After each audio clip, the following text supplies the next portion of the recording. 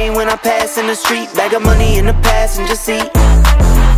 Hi guys, mga ka-ride away, right away. So before tayo pumunta sa weekly papawis natin, abangan nyo mamaya guys ha, may makakalaro kami na rising star ng PBA. Dumaan muna kami dito sa Seiya sa one of the major sponsors ng vlog natin, ang YouTube channel natin, Ride Away, Right Away. Walang iba, Seiya? Nasaan tayo ngayon? Master Fades Barbershop. Yon, okay. Ito guys ha.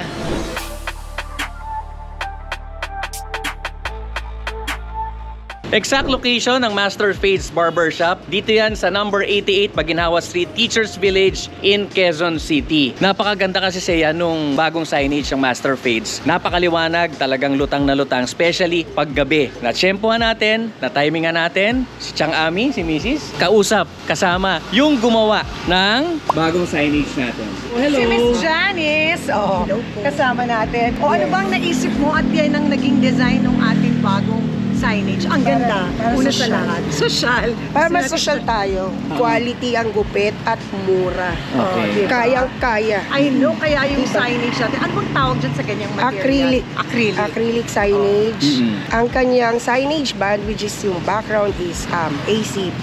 So, hindi na mag-fade yan since ACP siya. So, mga gano'n. So, wala nang repaint. Yung buhay niya, for life. sumakabilang buhay na tayo lahat. Charot. Gusto ko yan.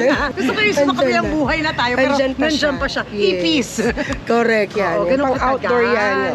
So ano na siya? outdoor, pwedeng Pati maulanan, ilaw. pwedeng maarawan. Apo. Pwede siya ma-expose sa lahat ng weather. So in rain or shine? Rain or shine. Indoor, outdoor. Correct. Okay. Tapos may ilaw na din na na in-install kasama yun. Correct. LED. Kasi syempre hindi ko naiintindihan yung part na yun. Basta yan, naka-LED module na yan. Para tayo, hindi Tipid. tayo tipid at hindi tayo prone sa fire. Importante yun. Correct. Si Miss Janice Fortuny De Jesus, ang owner ng Fortuny Advertising. And kasama ko rin si Ma'am Lovely na. ayan, si Miss Lovely, ang talagang siya yung Siya yung nagbantay. Siya yung siya rin yung umaakyat sa hagdanan kanina sa scaffold. Sa hagdan, Miss siya yung nag-supervise personally. Wala ka ba ng pawisan? Wala ka bang takot sa heights? Wala naman. Thank you, Miss Thank you, Lovely. Miss Lovely. Okay. Kasing lovely mo ang aming bagong signage. Yun. So doon sa mga interesado, mga ilang araw ba yan pag ginawa? Usually, pagka meron na tayong logo o Existing na kunyari yung logo, like ito. meron mga 2 weeks ang lead time. Lead time. Pero yung installation, katulad nung ginawa kanina, Yung ilang installation, ilang hours, depende sa taas. Katulad nito kasi kanina medyo umambon. depende sa weather. Ito, inabot lang to ng mga 4-5 hours. 4-5 hours. Depende rin kung gaano kataas kasi usually meron din kami mga building IDs na communicator. Scaffoldings, ganyan. Yes, maglalatag pa, magsiset up, gano'n. Sige, location and Location. Saan pwedeng Sa tumawag? kami? Saan pwedeng follow? Sa Block 2, Lot 2, Argao Street, Villa Matilde Subdivision, Barangay Baysa, Quezon City. malapit lang. Yes. Oo, sige. Tapos meron sa ba kayong- Instagram meron. Instagram, Fortuny Advertising. Thank you sa napakagandang sign. Nako, thank you, Chang Ami. Ano ba? Thank you, Sir Carlo. Malaking Thank you. karangalan na. Thank you. Ay, Diba? Madam, alika sumama ka dito. Thank you. Oo. At pinagkatiwalaan nila ang Fortuny Yes. Advertising. So, yan ang cameraman natin. Nako, thank you, cameraman. Si Ice. Yes. Si the golfer. Yan. Natalo na si Mama. Paalam na tayo. Bye guys. Bye. Thank you. Okay, mamaya, Thank you. pag nasa court na kami, bye-bye. Yes sir, yes sir, yes sir. Hi guys, mga ka-ride away, right away. Nandito kami ngayon ni Seiya sa Monday group namin. Pero bagong lahat, pakita muna natin yung cameraman natin. Seiya the DJ. Okay, Monday group wherein we regularly play basketball. Solid set of friends yung mga kasama namin dito. Galing kami sa iba't ibang profession, pero one thing in common namin is yung passion namin sa basketball. Of course, fitness, exercise, and lahat kami are big fan of PBA and NBA. Medyo organized kami dito since regular yung papawis namin o laro-laro. Nagpagawa na kami ng 2 sets of uniform, isang black tsaka isang yellow. So always magkalaban, team black and team yellow. Yung mga kalaro namin dito, ito, yung tinuruan ko mag-coach. Okay, lakad tayo. Ano to eh, 9-time PBA champion to with San Miguel. Ladies and gentlemen, ang kaedad ko, si Coach Leo Austria. Bitch, I'm really him. Don't believe me, come and see me. Got 3 wishes from my genie. Now I'm on your local TV. Y'all on tour, got bitches screaming. Say she wanna come and see me when I'm in a local city. I'm like, pause though, please. I'm much older than you guys.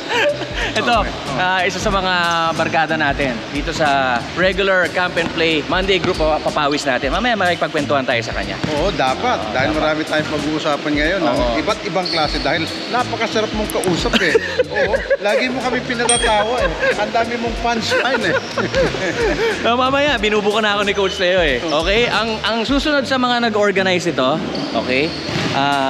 One of the veteran coaching staff, Team Scout and Recruit, okay? I believe nagsimula siya sa Shell, tapos Pimeg ba? Pure Foods, tapos San Miguel. Ladies and gentlemen, give it up for Coach Dayong Mendoza.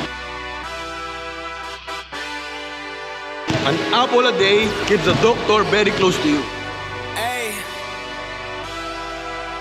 Yeah, let's see how you do under pressure. Oh.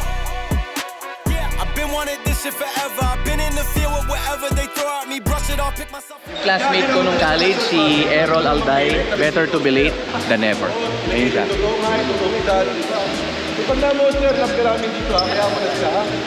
Please step aside so they can see me and I walk up in this bitch like, yeah, I'm really him. Talking my shit like, bitch, I'm really him, on God. Walking this bitch like, yeah, I'm really him. Talking my shit like, bitch, I'm really him. Ito guys, isa sa mga kalaro namin sa Monday group. Kaklase ko nung college, si Champ. Si Champ, okay. Tapos, Goods the goods. nung huli kaming nagkita, mga binata pa kami noon, parang 18, 19 years old. Ngayon, nagkita na kami, ang anak niya, ito na. Yan na yung edad nung huli kami nagkita. Si Roby, MPBL 18U Valenzuela Classic. Roby, ilang taon ka na?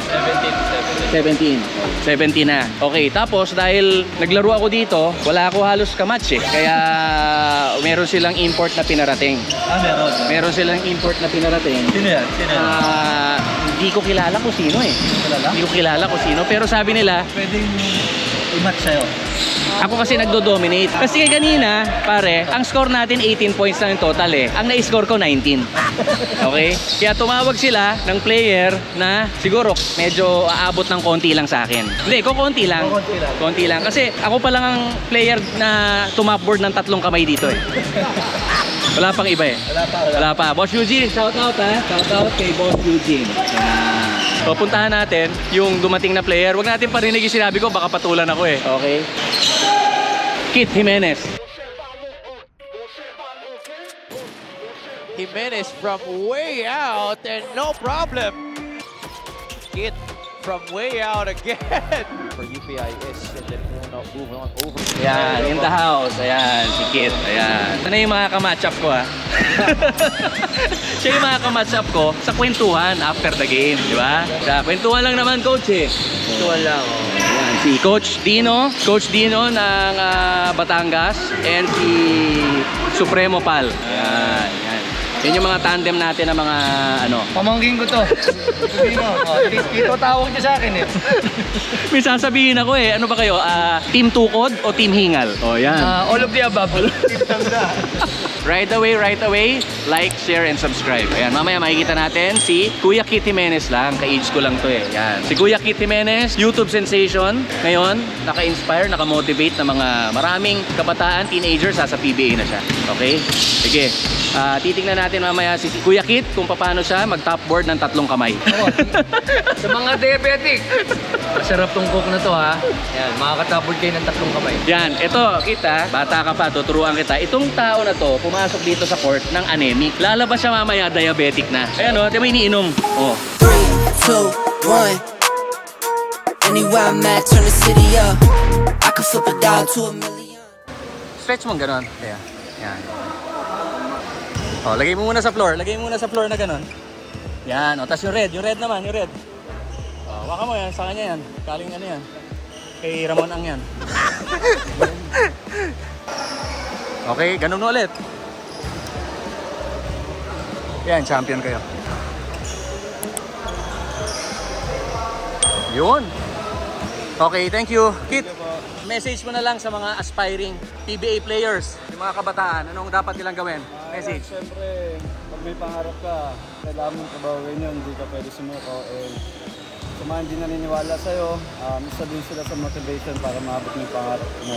Siyempre ako, hindi naman ako sobrang sumikat ng high school and college, pero nakagawa ako ng ibang way para makapunta ng PBA. So, huwag kayo mawala ng pag-asa if hindi kayo naging successful sa high school and college. Kumbaga, maraming paraan para makabot mo yung pangarap. Thank you, Kit. God bless. Oh, Seiya, peace, ma'am. Peace, ma'am. Thank you, Thank you.